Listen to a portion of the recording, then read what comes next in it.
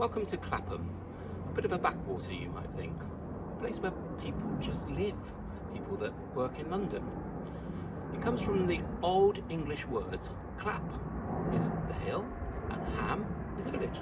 So a village on a hill where people live, the everyday man. In fact, in 1903, Sir Richard Collins QC, and where planes fly over, as you might hear, coined the phrase, the man on the Clapham omnibus, which means the everyday man, Joe Public today.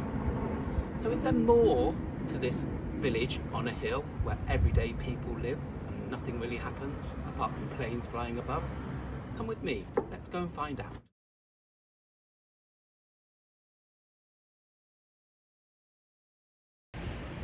Hey, here I am sat on Clapham Common, as you can see. It's a very lovely day. It dates back to the Domesday Book. It's a really ancient part of London. Back then, being common ground, it would have been used by the people that lived around here to graze their animals, to grow vegetables, to pick up firewood and any other things that they needed for their day-to-day lives. As with all common grounds in London, you wouldn't have been allowed to do it in parks because that would have been owned by the Crown. But in the 1940s, as with most common grounds in London too, it was ploughed over and made into allotments to grow vegetables and food to help with the war effort, which made it a target for the Germans. It was heavily bombed in the Blitz. Many of the ponds on Clapham Common are actually bomb holes that they just filled with water. And that will bring us to our next stop. After I've just had this sandwich, we're going to go that way.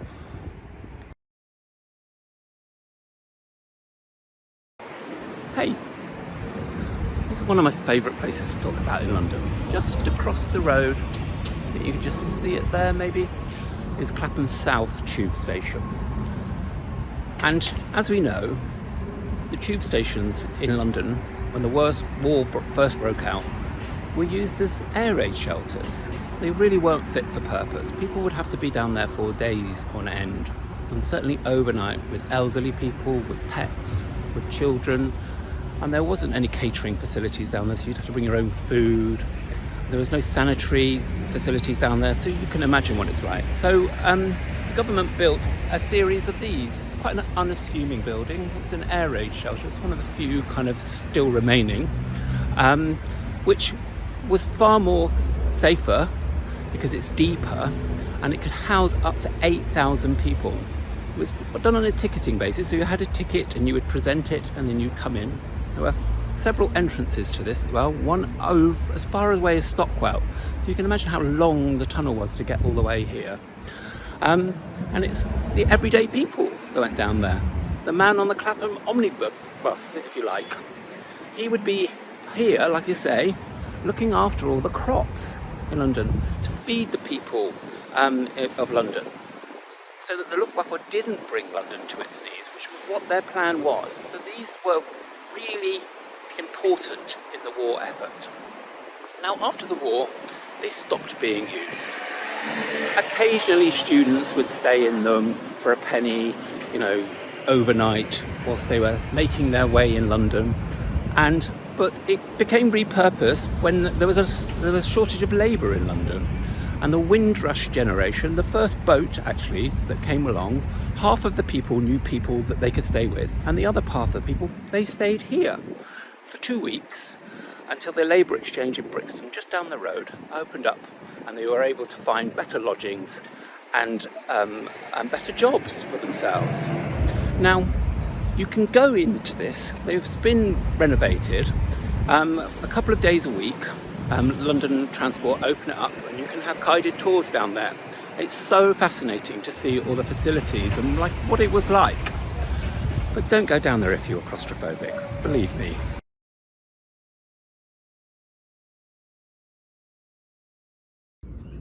Hey, so here I am, the sunshine again. Right there, you can see it, just about touching it. This Clapham bandstand. It's not the original bandstand. The original one was built in 1880s, and it was a huge hugely popular place for people to come and watch brass bands play and to enjoy the common. But it fell into disrepair, especially during the 1960s. It became unsafe to go anywhere near there. So the locals persuaded the council and the National Lottery to restore it to its former glory at a cost of £3 million. Quite controversially though, apart from the opening ceremony where a brass band played in it, not a brass band has played in it since. So there's some question about whether the £3 million was well spent.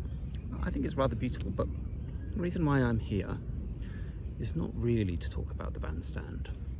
It's to talk about another musical, not so everyday man that used to come to this spot to write his music in the 1960s. I'm going to pick up my camera and show you a cafe which I often sit at and think about this, because it's one of my all-time heroes.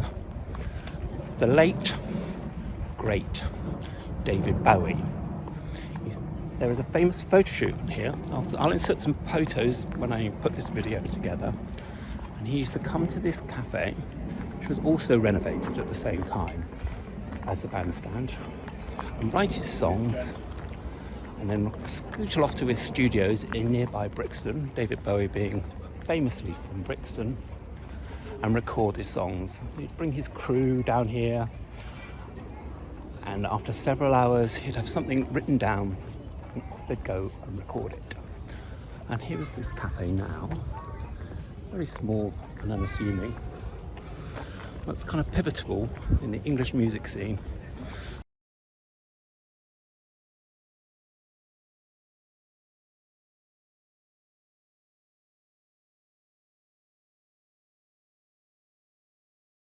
Hey, here we are, outside the Holy Trinity Church, which is on the north side of Clapham Common. It's built on the remains of the old church, finished in the late 1700s. Now, we're really here not to talk about the church. It's a pretty church, but it's not St Paul's. But we were here to talk about another one of those Clapham not so everyday man, William Wilberforce. He used to worship here, and along with his fellow worshippers, they formed a group called the Clapham sect. I'll show you the blue plaque in a second. And they were instrumental in bringing about the abolition of slavery in the British colonies. And that act was passed in 1883, and no thanks to these guys in here, just 3 days before William died. So we got to see all of his hard work paid off. I'll just show you what the church looks like. It's got a really nice steeple at the top. But more importantly, here's William, who we're here to see. And here is his blue plaque up here.